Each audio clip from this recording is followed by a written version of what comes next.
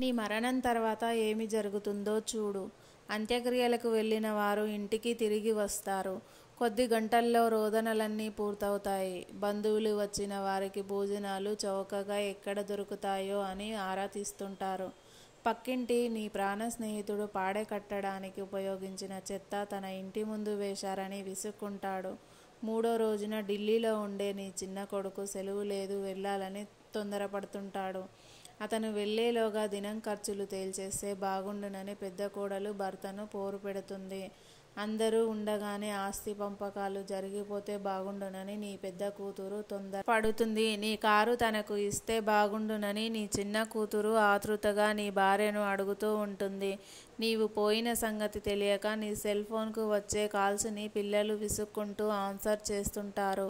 11వ రోజున భోజనాలు పూర్తయ్యాక ఆస్తుల పంపకంలో నీ పిల్లలు దెబ్బలాడుకొని నీ భార్యను ఎవరి దగ్గర ఉంచుకోవాలో తేలకుండానే కోపగించి వెళ్ళిపోతారు.